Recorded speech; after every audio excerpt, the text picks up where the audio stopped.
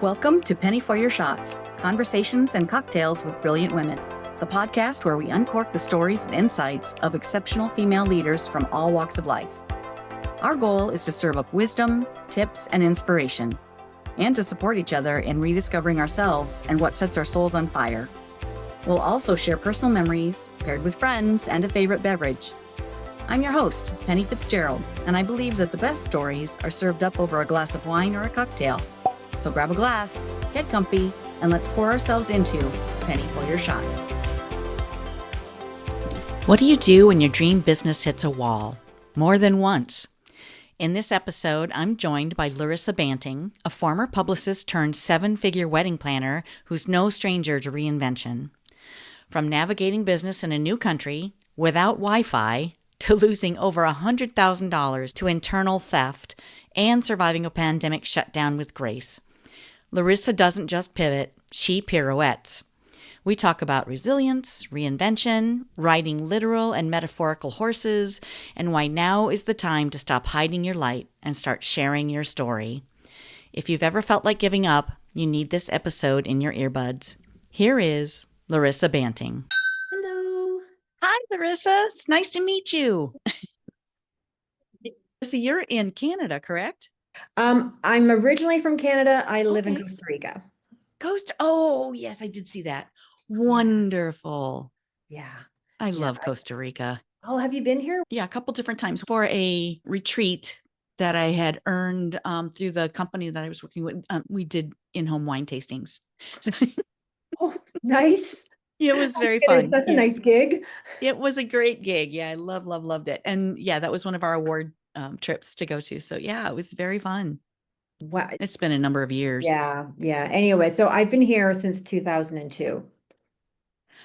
Wonderful. Yeah, it's been a while. Oh, wow. Okay, what took you there? How did you end up getting there?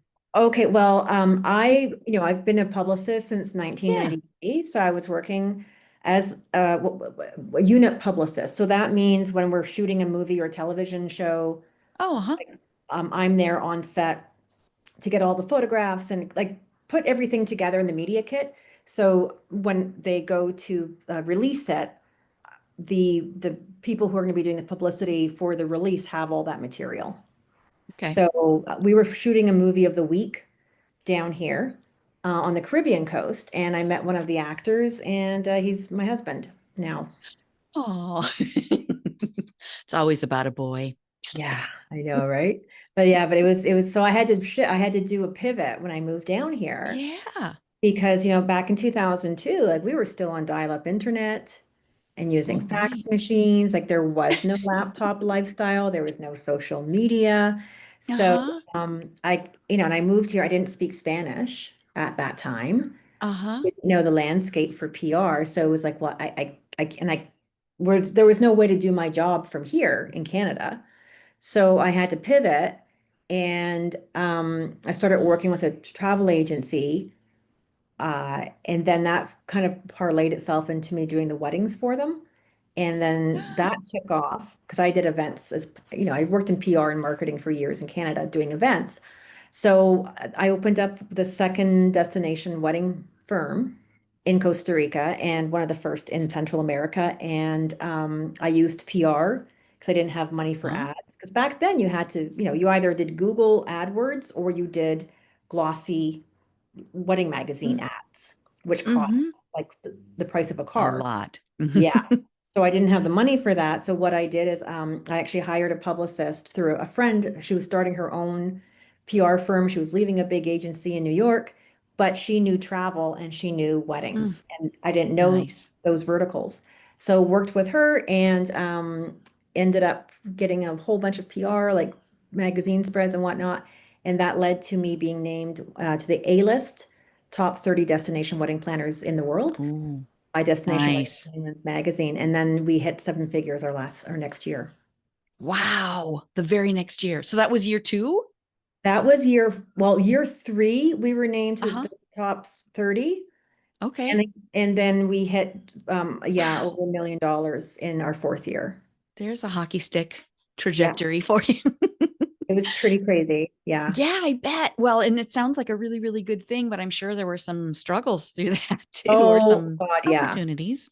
Yeah. I mean, it's been a lot of hockey sticks, put it that way. Wow, How about you? fantastic. Yeah. Well, yeah. Yeah. I think so many people think, oh, if I do this, it's just going to go up, up, up, up, up. And that's really not reality for entrepreneurs, especially. Well, yeah. And the thing was like, I'm not like one thing I've realized I'm not a manager. I don't like Mm, managing people. hmm. Um, and with the culture here, like we had 14 employees at one point Mm, because we had the wedding planning company, but why we were able to hit seven figures was because we also opened a travel agency. hmm. And because I was the most like what I saw was that's the part that people really struggle with. Hmm. Because back then there was no Expedia, there was no Airbnb, there was none of that.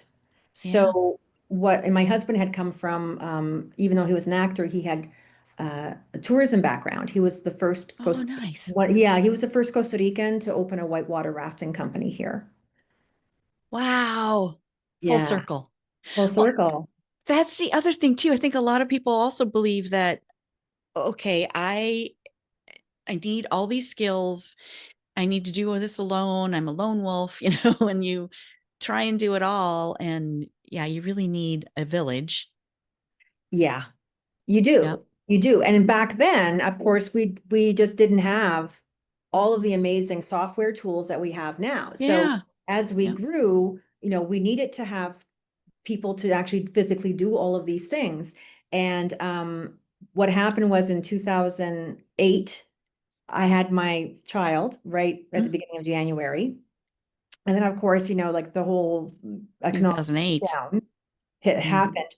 But weddings, thank goodness, like mm. people will always get married. Yeah. Right.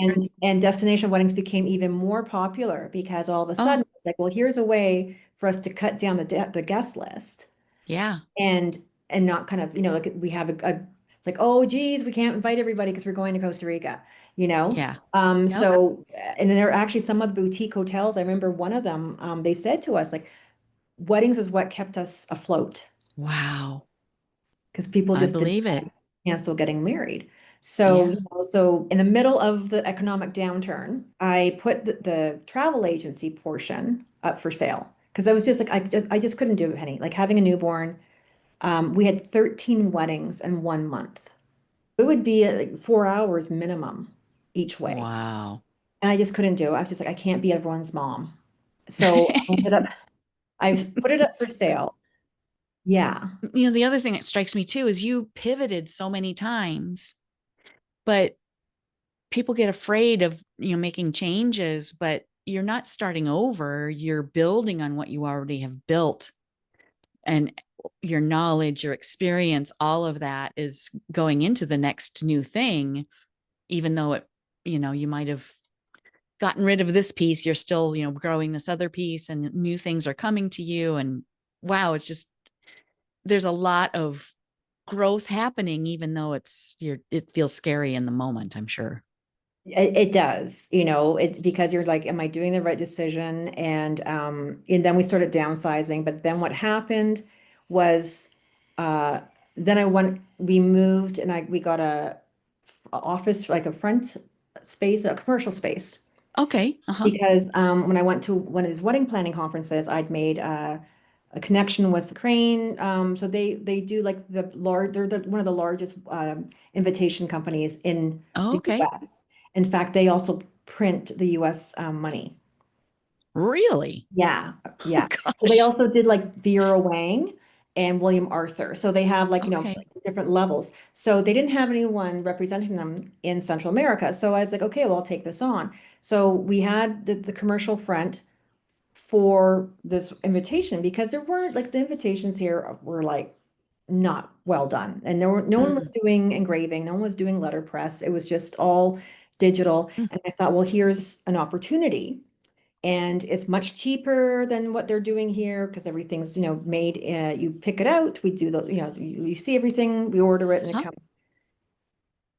And that was a mistake because you know what? They wanted Wow. to see like the actual physical, how's it going to look? And it's like, okay, well, we can't set up the press for one invitation. Mm-hmm. And that was something that you think would be so easy to do, but it just did not translate to here. And I was paying for this commercial space. It's like, well, why do I need all this space? It was a lot of money, Mm-hmm. basically to store a bunch of stuff. And the travel agency had moved in next door.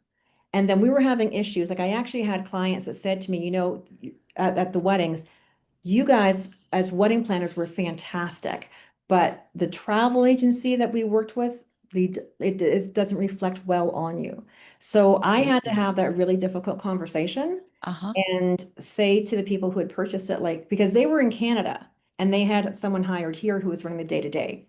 Okay. And I had to have that conversation and say, I'm sorry, I have to break with you because it is affecting my reputation.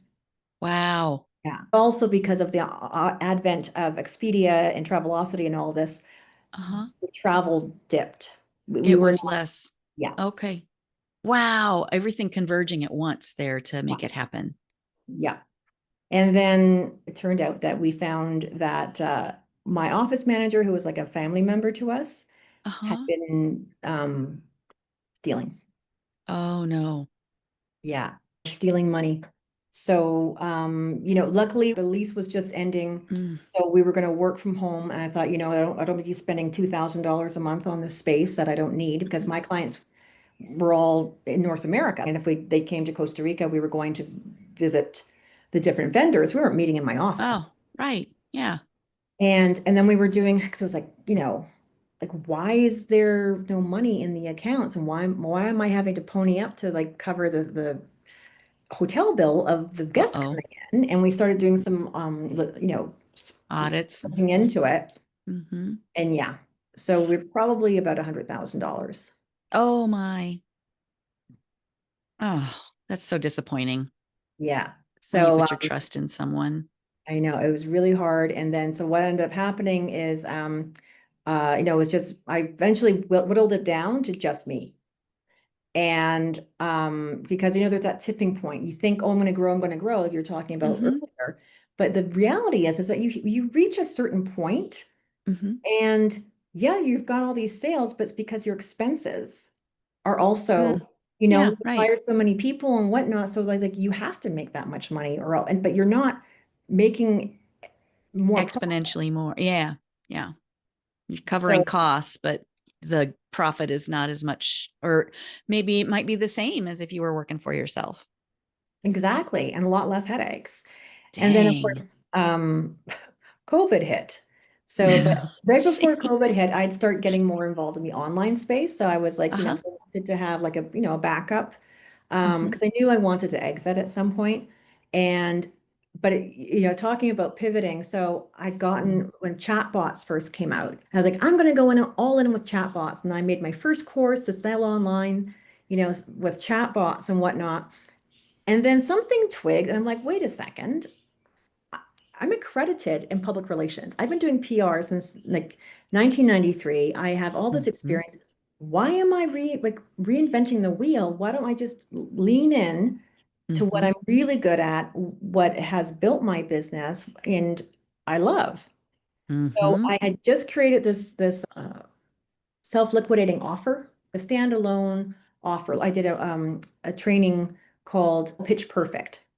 So Okay. it was like a, 45-minute workshop Uh-huh. with everything that you needed to learn how to, go and put yourself out to the media. Okay. So, you run Facebook ads to that. It's a $27 offer. So the whole idea is that $27 is paying for the cost of the Facebook ads. And Uh-huh. To build your when list. to build your list, right? So you're building a Mm-hmm. list of buyers, not freebie seekers. But once they Mm-hmm. get in on the checkout page, then you have an order bump. And in my Mm-hmm. case, it was the emails that we use to actually pitch out to the media for $17. And then the next step is like right before they check out is like, wait, there's a one-time offer. And in our case, we had the not so little black book. So it was like a whole like full meal deal. The next part of it, the email templates, and then you've got all that information, but who do you pitch this out to?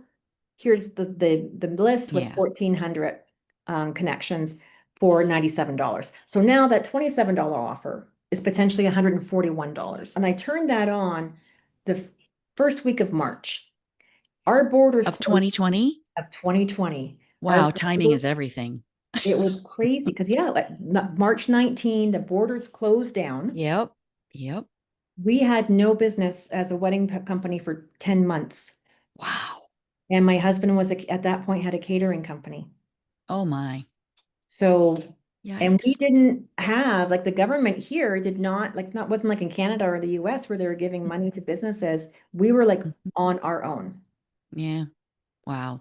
Yeah. Scary. It was very scary. It was very scary. And plus we had to also refund.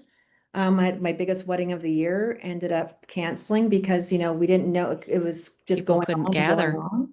Yeah. And unfortunately, the banks here, like they would take like a 5% fee for the credit card processing. Uh-huh. Plus, they would take taxes, withholding taxes. So it was about 11% I would lose, 11 to 13% I would lose on every single like a credit card, pass it. Dang. So not just that wasn't your fee, that was on top of the fee. So you were losing I was 11%-ish. losing 11% to the government and to the Oh, bank. And so I had to turn around and refund everybody, plus give them back this money that I did not get returned from the bank. mm-hmm. So that was a very tough year. Scary. Yeah. Yeah. But okay, so you had set up this self-liquidating offer in March. Did that start bringing in? Yes. Thank God. Thankfully, that started like right off the bat because at that point SLOs were still pretty new.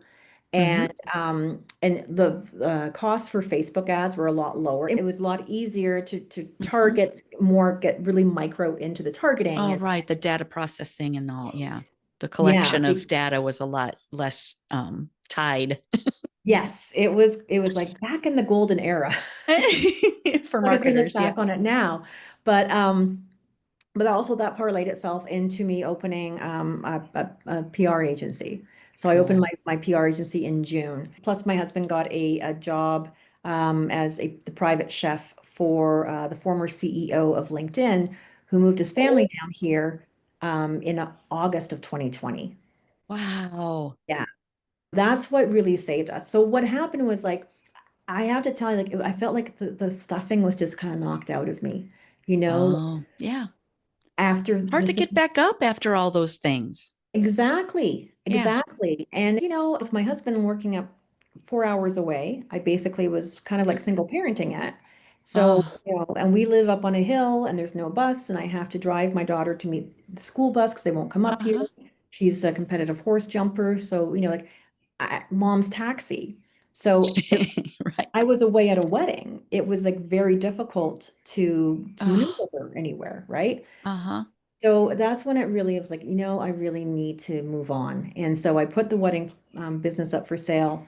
And, as Kismet would have it, one night I was on LinkedIn and someone I had connected with had put a message up saying, hey, I'm looking to purchase like, small businesses. And so I connected Ding, with ding, him and ding. he owns two catering companies in Oh, Alabama. And so I ended up, yeah, he bought the company in July of 2023. okay. Wow. One thing leads to another, to another, to another. Yeah. I was So just it's talking never with too someone late. else too about how all of these things that knock you down are so scary in the moment, but they usually lead to something amazing. But it's Yes. really hard to see that when when you're in the thick of it and thinking, how am I going to get my daughter to the bus? How am I going to pay my bills? How am I going to meet these fees? What are these bankers going to take next? All of the things that you had to deal with are so scary in the moment, but look at where they've led. Yeah. Well, it's like who is it that says everything is figure outable? Yeah, Amy yeah, yeah. Porterfield. And Yes. that's so true. Like in the middle of it, it was like pretty scary. But I was like, like we just were honest with people. Like when we went to like the hotels and whatnot, and we just or our vendors were like, hey, Hmm. this is Here's the the situation. situation. Um, and can we work something out with you? And so they did. I was very thankful of that. And when it came to COVID, like luckily I had pivoted beforehand Hmm. and you know, and just was like, okay, like I can sit here and freeze and panic and be Right. me, or I can just like shake it off. Mhm. And how do I get myself out of this? Right? I used to say that too. So I had a pretty large team when COVID hit and doing the wine tastings. And of course, we had to pivot too. But I Yeah. would say that a lot, like in the words of the famous philosopher Taylor Swift, shake it off. Yeah. Yeah. That's all It's you can true. You do. have to. What else are you going to do? Are you going to sit and just wither and not do anything? No, find a way to make what you're doing work. What do you love to do? Do more of that. What do people want? What do they need? And when people are shut down, what do you want to do? You want, well, I might as well take a course. Let me learn something new. And I'm not going to stop drinking through this. So I'm going to order a bottle of wine or case. And Yeah. Or three. no judgments. No. Well, I think, at one point, I think they were trying here, it was so crazy. They were trying to like minimizing how much alcohol you could buy at one point. Really? Yeah. And there was like a During human, COVID? yes, it was like, really? No.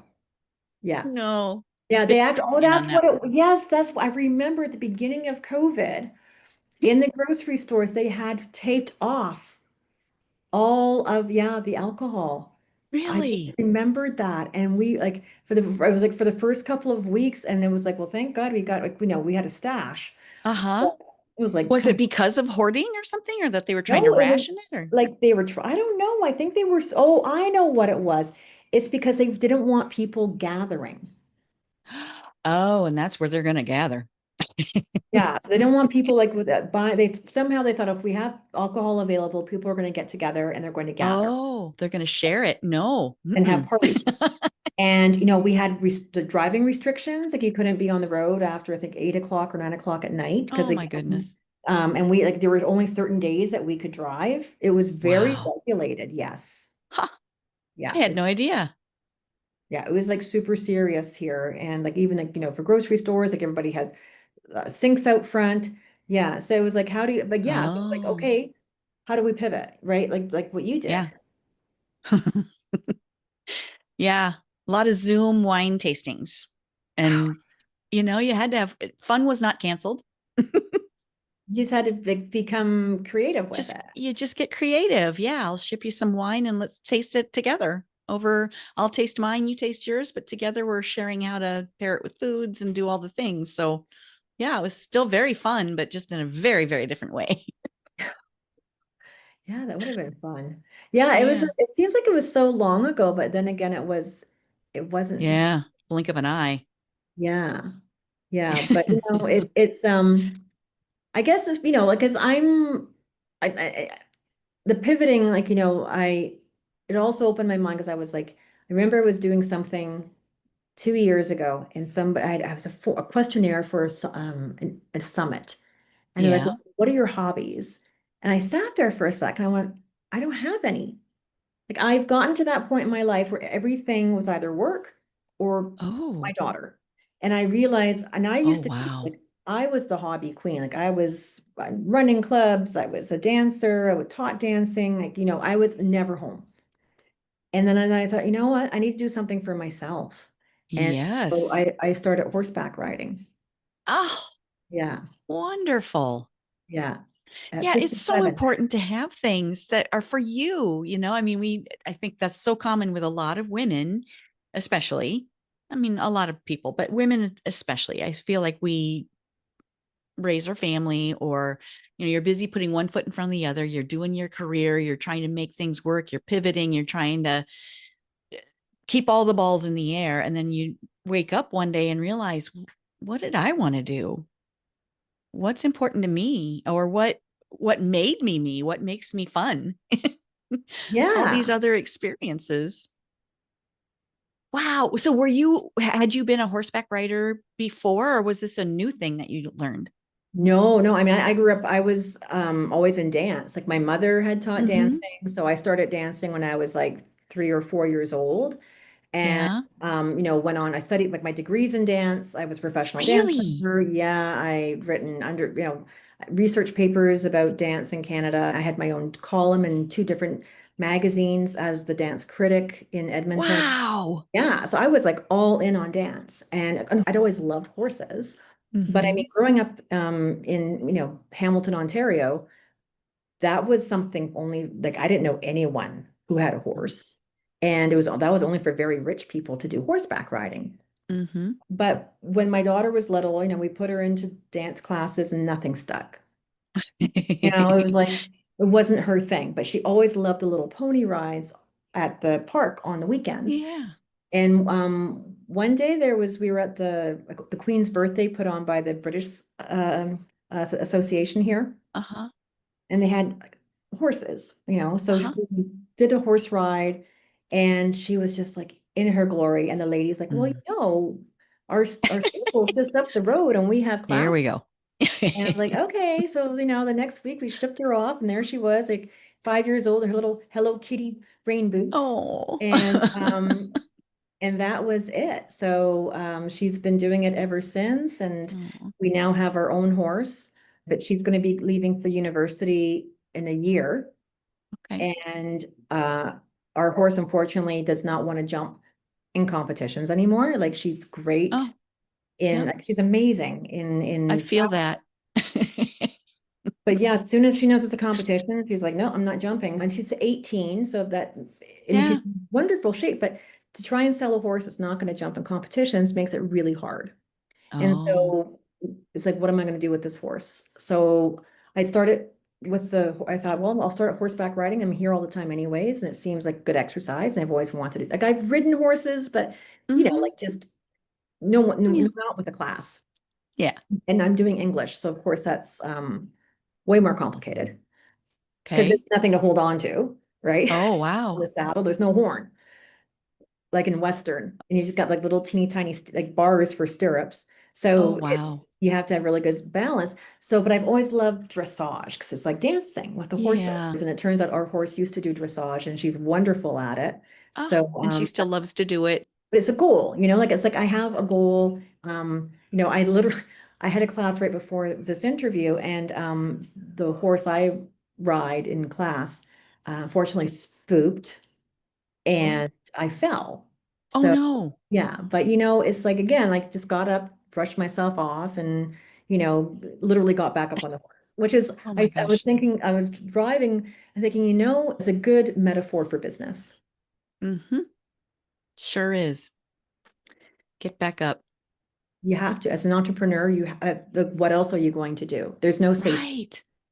Is Yeah. is you. Yeah. And try not to break a hip. Yeah. Well, I fell off. I mean, I did fall off a year ago, and I had a really like it was a bad fall where I Mm. hurt my hip, and I couldn't ride for like 6 months. But it was on this horse. It was like galloping, and so I started, working my way up to galloping again on another horse because my coach knew, and he's like, physically you're ready, but mentally I wasn't there. So Oh, last week I started galloping on her again. And it wow. okay, it's like overcoming that fear. Yeah. But I also after I fell that last year, I bought a vest. Mm. So it's like, okay, I can't have a safety net, but I can protect myself. And Some again, padding. some padding. It's like, okay, well, how do I apply that lesson to business? Mm. You can learn lessons from your day to day and also see how Mhm. can I apply that to what I'm doing as a business owner. Absolutely. Yeah. And the other thing too is you always, I feel like you always have to be learning something new. If you're not pushing yourself, or pushing yourself sounds scary to some and not fun. So instead, maybe flip it to, I get to play with horses. I get to learn something new. I get to do this fun thing that I've wanted to explore.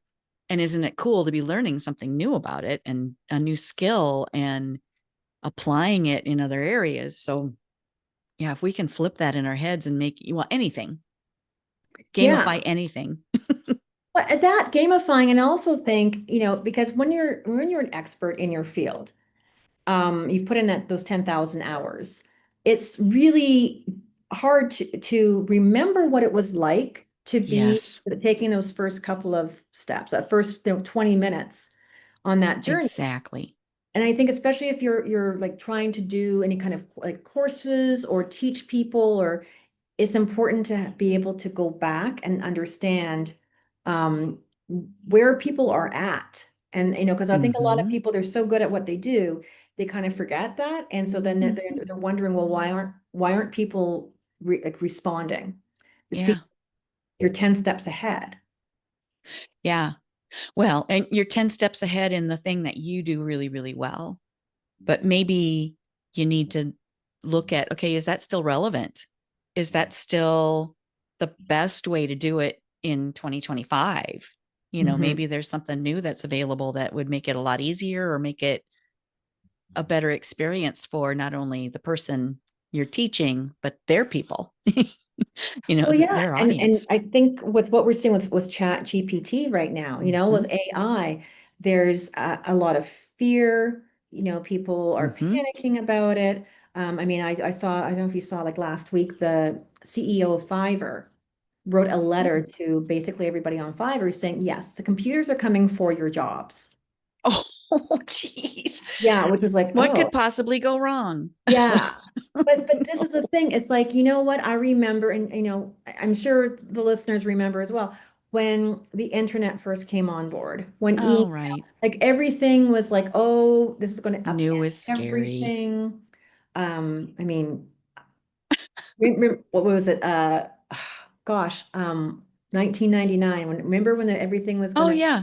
Y2K. Y2K? Thank you. Yeah. Yes, I was on the crisis communications team. I was heading that. Yes.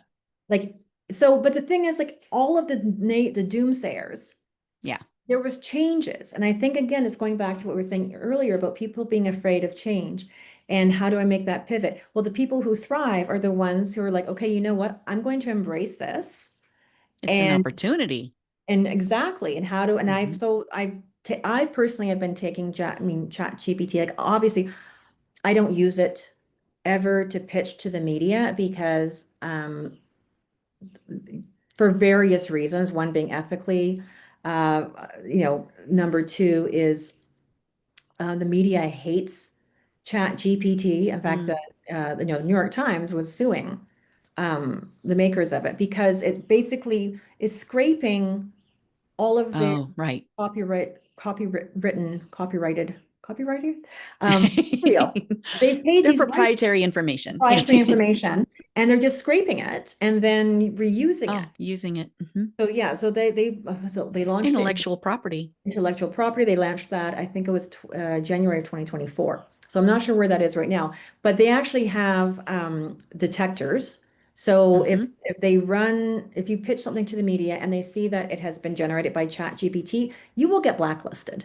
Your email Wow. will get blacklisted. So for anybody out there who is, thinking about, oh, I want to try and start pitching myself to the media, please, please, please, like use it to generate some ideas. Fantastic. Brainstorm. Yeah. Brainstorm, but make sure what you are writing is actually yours. Yeah. ChatGPT has made my life so much easier. Just to be able to brainstorm ideas, to be able to hone like what's important, scraping my own data and looking at what has been popular, what is really useful for people, how can I take this into service of others instead of here, write this for me. Yeah, exactly. Yeah. And I think most people are doing the right thing and not using it just to write, to take their place of writing. But if they are using it like that, it's easy to detect. It's Mhm. easy Oh to yeah. see that. there's like those certain words that pop up and you're just like, that was a computer. Bing. Yeah. Yeah. Everything sounds the same. Yeah. Yeah. Yeah. And there's somebody for on LinkedIn and he has AI for LinkedIn to do like, leave thoughtful comments on people's, but you can tell Oh, it's like a sore thumb that that sticks out. it's not thoughtful. Oh, it's not thoughtful. It's just very like, like you're taking the shortcut, which Yeah. again, I think, and I personally, I feel that we saw this, for example, like when I talked about the having the invitation business. That's when everything was moving towards digital. Well, what did we see happen? All of a sudden, back to the slow movement, letterpress, and letterpress became Mm, super popular for yeah. weddings because they wanted that kind of slow, hand, literally handcrafted. Bespoke. Bespoke. And I think we're going to be seeing, like, I think there's always going to be that need for things that are bespoke. Like there's a fast fashion. Well, now there's slow fashion is becoming, Hmm.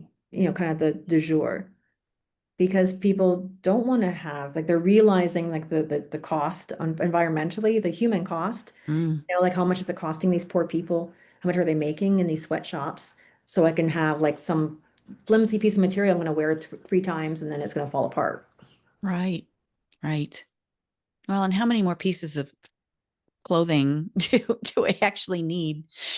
Yeah. I just I've been doing a lot of deep spring cleaning here, and it's just such a wake up call that okay, I have all these things from my mom and dad from when they passed, and they're so hard to get rid of because they're a memory. There's a memory attached to that sweater or that tie or that hat or whatever. And then we have some things that the kids left behind when they left the house. We're empty nesters now. So we have, some stuff that, okay, we want to keep that around because our grandkids may want to play with that someday. And, it's all these things that just pile up that you can't let go of. But how much stuff do you really need? Just make the experience, make the memory. Yeah. Well, and it's interesting that you bring this up, Penny, because like one of the clients that I work with, one is they're called Mylio, and it's an app to help you organize your memories, your photos, Oh, fun. your you can take if you digitize any of like your Yeah. artwork and all of that, because Mm-hmm. that's a real issue. And but this whole idea about yes, holding on to things, and then especially if it's been passed down, then you feel guilty. But Exactly. like my grandmother, like I inherited all of her Royal Dalton Old Country Rose, the whole Yes. thing. It's I've in got my my grand, mother's too. It's the right? same pattern. Yeah.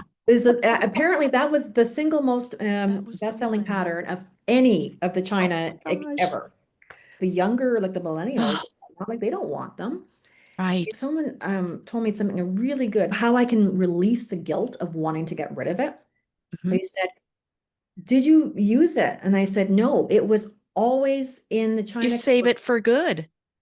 and it was never, ever, ever used." And they said, "Well, that's why you have no emotional attachment to it, but besides, oh, that was my grandmother's and she treasured it and now pass it on to me. You have no memories with that particular item." Hmm. I'm like, that's a really good point. Yeah. Yep. So, yeah. Yeah. So, yeah, I've finally come to the realization that, okay, I'll keep one cup, maybe two.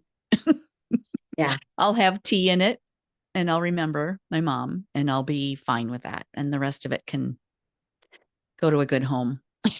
Yeah, exactly. So I've made my peace with it. Yeah. And that clutter, that extra stuff that's around us, it causes even mental fatigue. I feel it's just very draining to hold the weight of all of that. They've done studies on it, actually. My mother was a hoarder, so I grew up with that. And it was, Oh, yeah, it was very, like, I am a minimalist. And her younger brother, he's a hoarder. I mean, and he keeps buying mm, books. And like we visited last summer, and it's literally a path because of books. And yeah. he's thankfully agreed that we can box them up and put them into a like warehouse. And pay for storage. Yeah. or yeah. Baby steps. But that's the I thing. Like know. it's especially when you're dealing with older relatives Mm-hmm. who, like they want to hold on to all of these things. And you're, Mm-hmm. I guess, like, okay, well, once at one point they're going to have to no longer be living in this condo and Yeah. be cleaning it out. Yep. Exactly. Yeah. Well, and they grew up in a time when you didn't throw things away. You reused them until you couldn't. You Yeah. saved the good things for good because when company comes over, that's when we're going to bring them out. Maybe. Yeah. Yeah. And it's interesting how everything has flipped. Like, look at my daughter, and she doesn't have Mhm. those emotional, like, I mean, to things, you know, Yeah. it's yeah, like it's like, Very interesting. Yep. IKEA furniture, very temporary things and not, like the solid oak furniture that I'm looking around our house here that, it was passed down. yeah, So I have an emotional attachment to a lot of this furniture, but it doesn't really go with, it doesn't look like I want it I mean, it's just so much stuff that, yeah, it's a yeah, thing. yeah. And I think for our generation, that's something we're in that kind of that Transitional. transition. Yeah, Mm-hmm. exactly. We're caught in the middle of this. Yeah. Yeah. The older I get, the more I realize that it's about the people, it's about the experiences, and I'm letting go of the stuff that represent that because I have the memory of it. And hopefully, yeah, which Yeah. brings it up a whole other set of worry for, okay, am I always going to remember this stuff? Well, there's apps now that you can actually like, interview whoever, like your grandmother or whoever, to talk about. Uh-huh. So it's almost like creating a living, um, Yeah. like a living, reel that you Yeah. have to pass down. Oh gosh, I wish I would have started this podcast when mom was still alive. She had Alzheimer's for the last, probably 15 years of her life. So it would have had to, it would have had to been before podcasts were even a thing. But that would have been really cool. And the more I think about it, the more I think I really want to interview my older relatives and my husband's older relatives and just have that record of their wisdom and their voice, that it's a legacy thing, to be able to go back and listen to all of Yeah. that wisdom from the women that are in our lives, that we try to absorb all of it, but wow, it'd be great to pass it down. Yeah. And now we've got the tools. I mean, back in the day, Yeah. I remember like giving my grandmother like one of those little recorders. Yeah. Uh-huh. She never did it. And I was like, and that's one thing I Mm. wish because yeah, we have like, Yeah. like, how did like, I've got to get my aunt to do that because like my grandfather stowed away on a boat from Ukraine when he was 15.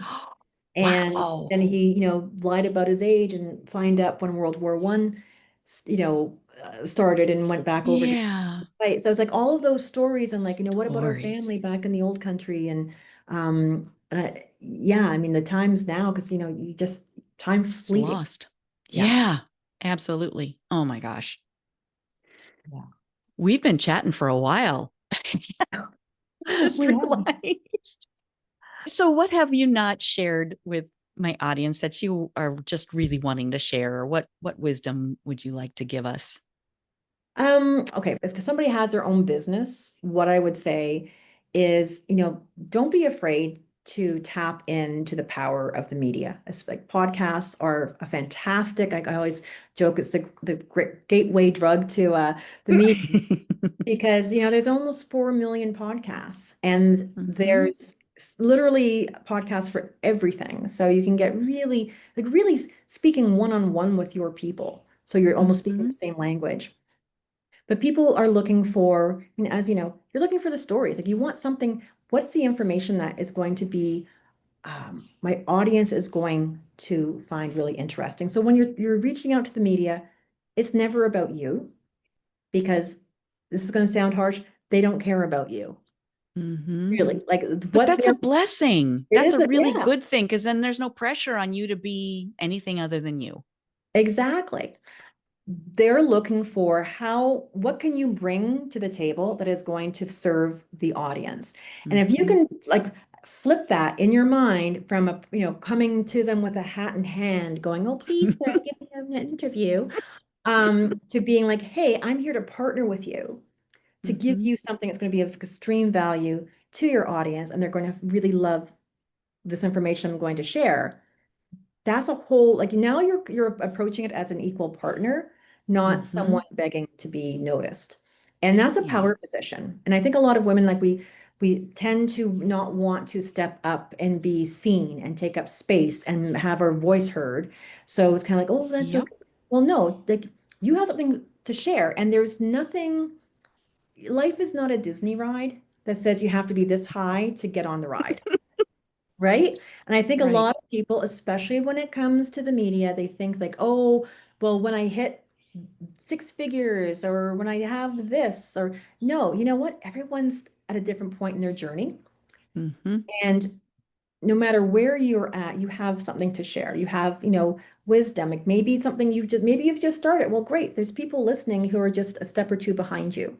And if you Yep. can share what you did, then that's going to be fantastic for them. So I always say, don't ever belittle your experience or where you are Yep. right now is Yeah. valuable. And the faster you can get yourself out there, then the faster you're going to be able to, kind of put your flag in the sand and be known. I mean, my gosh, going back to when I started the wedding planning business, I mean, I just put myself out there. I mean, I've only been in Yeah. as a wedding planner, like, I don't know, like what, not a year or so, but we were working at, like, I went and I met this, I mean, I was interviewed on Martha Stewart Living Radio. I'd been a wedding planner Oh, for like fantastic. not even 2 years. Yep. But I just owned it. And because I owned it, like there's no one going to jump out of the bushes and be like, wait a second, what do you think you're doing? You're a big Yeah. fake. No one does that, but we tell ourselves that. And that is just the voice in our head trying to keep us small. Exactly. Safe. Keeping Yes. us safe. We're afraid of And sharing. and How and, dare and we you can't keep do that to that. ourselves? If we have something that can help someone else, how dare we just not allow ourselves to say it? Exactly. But we've been so conditioned to Yep. like not take, not be seen. And I Yeah. always say to my clients, how can someone find your light if you're keeping it hidden under the bush? Like there's people who need your Exactly. help. And the only way to do that is to get out there. And it's not about your ego, it's not about you bragging, it's about you sharing. Yeah. So I that's the one thing I would really encourage everyone is don't hide your light. Love that. Let it like just go out there and shine because that's how you grow. Had I not done that, and just said, yep, here's the information that I know. I'm going to help you with this. You know, when I got that award for the top 30 planners, destination wedding planners in the world, did I really think I was one of the top 30? Heck no. But there was like people who were like way more talented than I am. But this because they saw me in the media. Yeah. So the perception was that. And having that social proof all of a sudden, because I tell you, when I first Yeah. started trying to get people to wire down 10, $20,000 to someone in Costa Rica, like, Yeah. aren't they living in huts down there? Like they didn't, Oh, right? you're Canadian. It's okay. Yeah, with a lot of fear, a lot of unknown. But Yeah. all of a sudden having that social proof, everything, it just opened all the doors. Yeah. And it's amazing how things change literally on a dime just by putting yourself out there. Hmm. By being brave, allowing yourself to be out there. Yeah, Yeah. exactly. To share what you know. I love Yeah, it. yeah. So don't be afraid. That's the biggest thing. Just get out there and Just do do it. it anyway. Do it Yeah, anyway until you're not afraid. And then try something else exactly. new. Yeah.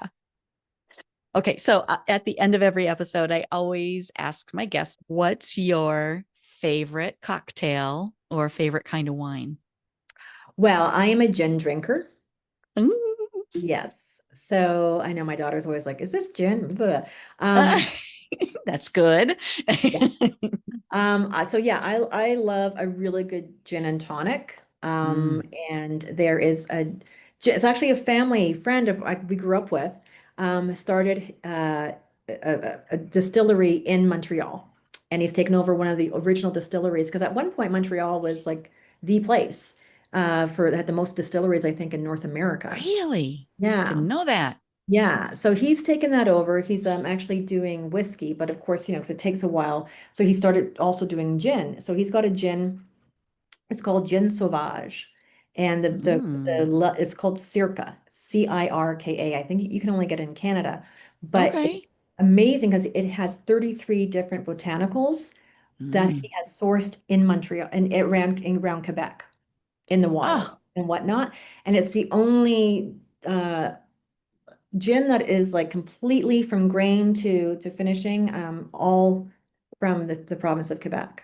It's delicious. wow. Yeah. That's fantastic. What a great story, too. Yeah. Yeah. Nice. His mom is a sister of my mom's best friend since grade 6.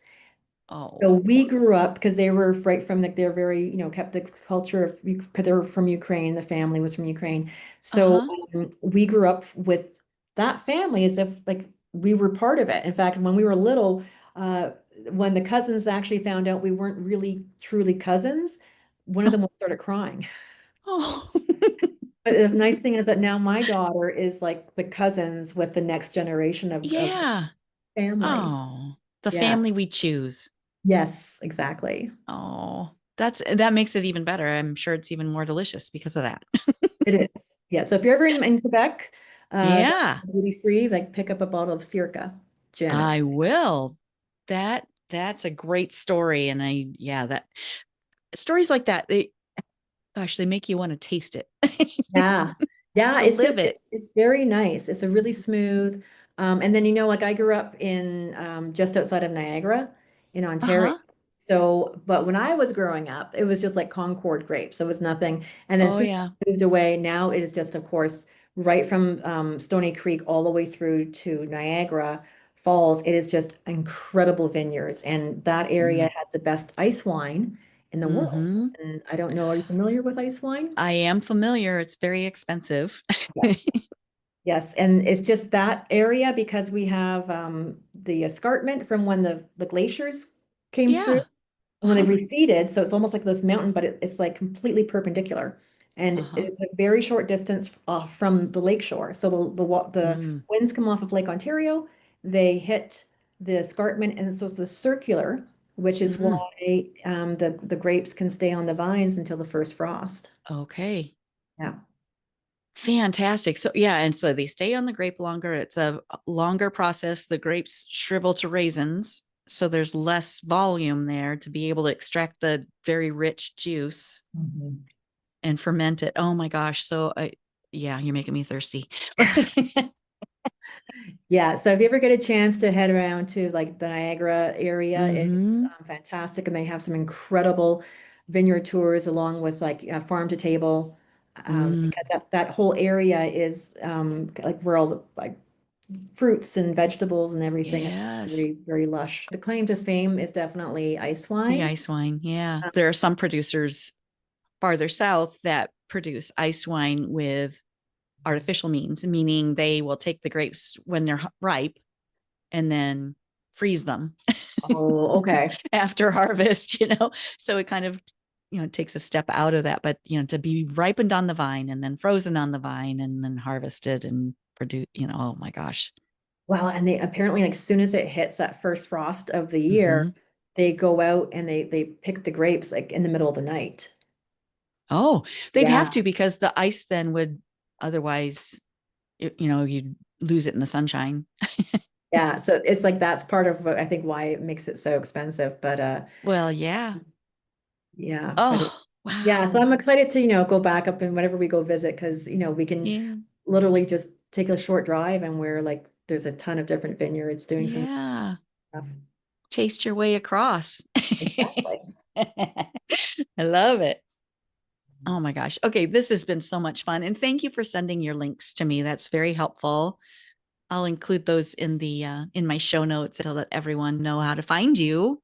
Yeah, perfect. And I have if a special freebie for everybody. Oh, fun. Yeah, I have my podcast Palooza focused on pitching to podcasts, and but I'm giving it to everybody for free. So I think it's That's just fantastic. Thank you Yeah. so much. So if some of my listeners are interested in being on a podcast, well, let me know first. And then, but then part of what you did for me was create this sheet, this one sheet of all of your links, your headshot, your bio, all of the things that are, that I would have to look at the internet to find for you.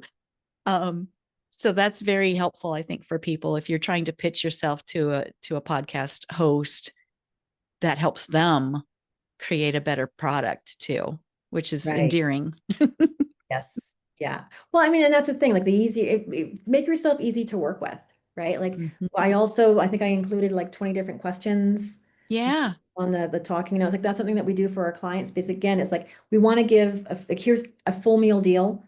basically, so that because your podcast hosts are busy, like I can't imagine how many requests you get on a weekly basis for like one It's or two spots. fun.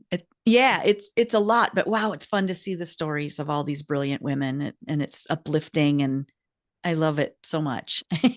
It's one of my very favorite things. Like speaking of pivots, the wine business shut down a couple of years ago. So my pivot was, well, I had just started my podcast and I wasn't sure where it was going to lead. I wanted it to lead, to something.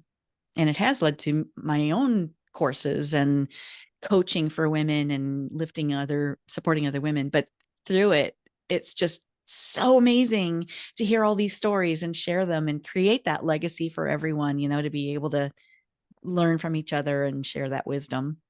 So I Yeah. appreciate your time and you being here and sharing yours. Well, I appreciate you saying, yes and having me on the show so that I could have this conversation with you and Yeah. hopefully, inspire the listeners to just do it, like Yeah. get out there and shine that light. Yes, absolutely. You have something to say. Let's get it out there. Exactly. Yeah. Oh, thank you, Larissa. This has been so fun. Awesome. Thanks, Penny. And it's great to meet you. Likewise. I'll talk with you soon. Okay. Bye. That's a wrap on this episode of Penny for Your Shots. If you loved today's conversation, don't let the inspiration stop here. Get my weekly insider updates straight to your inbox. It's where I spill behind the scenes goodies, exclusive tips, and all the fun stuff I don't always share on the podcast. Sign up now at pennyforyourshots.com/insider. I'll see you in your inbox next Thirsty Thursday. Cheers.